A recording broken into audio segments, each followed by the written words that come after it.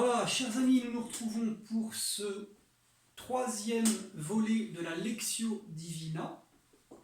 Troisième volet, donc pour ceux qui nous rejoignent, les deux premiers c'était la préparation de cette lecture de la Bible et puis ensuite la lecture proprement dite, mais vous pouvez regarder les deux épisodes précédents sur la chaîne.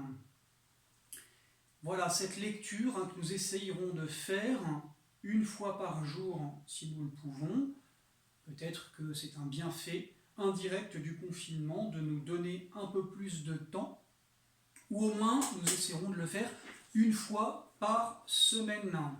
Voilà, 10 à 30 minutes sont une bonne chose pour que cette lecture soit nourrissante et profitable. Alors vous avez peut-être déjà essayé de vous y mettre, vous êtes déjà empoigné avec la lecture en profitant des bons conseils, des encouragements des saints, de l'imitation du Christ, voilà, et vous avez sur votre smartphone, votre tablette, votre ordinateur ou votre Bible, vous avez déjà mis vos balises, repéré vos passages pour chaque jour. Maintenant, nous allons passer à l'étude de la Sainte Écriture. Voilà, après la préparation, mise en présence de Dieu, recueillement, prière au Saint-Esprit, après la lecture, une fois, deux fois, trois fois, vient le temps de l'étude. On va vraiment s'approprier justement ce texte. On va l'écouter en profondeur et pas tout seul, puisque dans l'âme baptisée, les dons du Saint-Esprit, dons de science, d'intelligence, de sagesse, eh bien, vont nous faire lire, mais lire mieux, plus profondément, comme du dedans, ce texte que nous avons sous les yeux. Voilà, pour que vraiment nous ayons Jésus devant les yeux, Jésus entre les mains et Jésus au cœur, ce qui est le but de la Lectio Divina.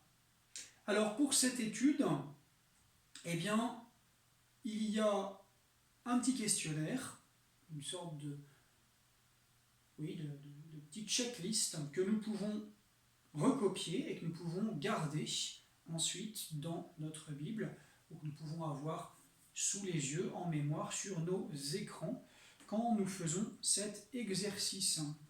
Alors, d'abord le contexte, ensuite les personnages, puis les paroles qui sont prononcées, qui sont dites, les actions.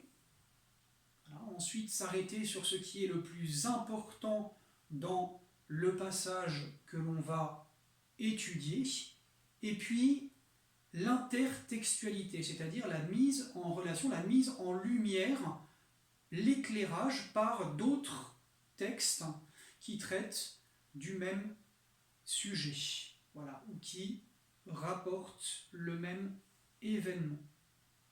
Voici donc ce petit questionnaire qui va nous être très utile. Alors, le contexte, premièrement, quelle est la place du passage dans le livre de la Bible? Est-ce que je suis au début, au milieu ou à la fin de la Bible? Est-ce que je suis au début, au milieu, à la fin, par exemple, de cet évangile ou de cette épître?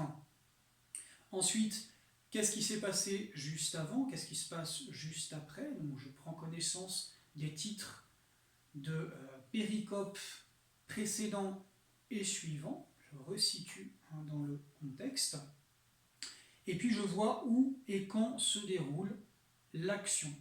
Ensuite, les personnages, qui sont-ils? Voilà.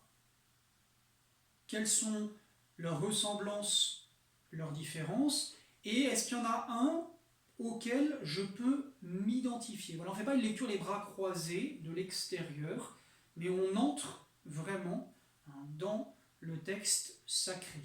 Voilà. On se fait en quelque sorte le témoin, le protagoniste spirituel de ce que l'on lit, de ce que l'on découvre, par exemple, de la vie de notre Seigneur dans les évangiles. Est-ce qu'il y a un personnage auquel je peux m'identifier?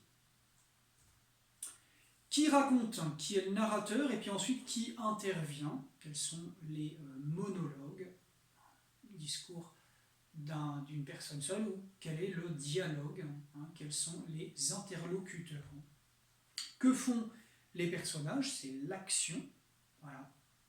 Est-ce que c'est positif? Est-ce que c'est négatif? Donc j'interroge le texte aussi, sous le rapport des actions. Je m'arrête sur les verbes d'action.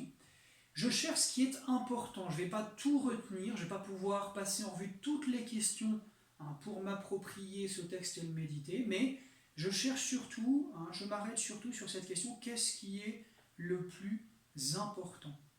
Voilà. Qu'est-ce qui est le plus important dans ce passage? Est-ce qu'il y a des répétitions qui me l'indiquent? Est-ce qu'il y a une insistance? Voilà. Et puis enfin, l'intertextualité. Voilà, je vais utiliser les renvois en marge, les références en marge ou en bas de page, pour aller voir les lieux parallèles. Voilà, les lieux où il est question du même sujet, de la même vérité, du même mystère, de la même vertu, du même point de vie chrétienne, du même point du message de Dieu.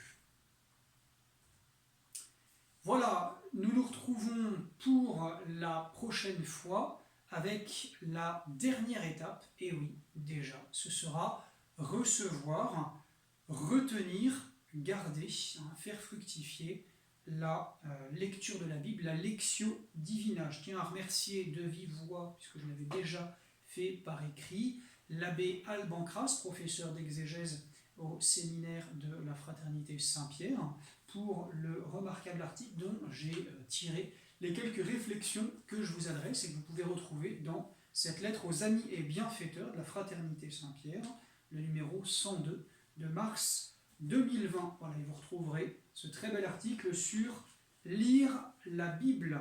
Voilà, quand on emprunte à quelqu'un, il faut toujours rendre à César ce qui est à César. Que Dieu vous bénisse, bonne soirée.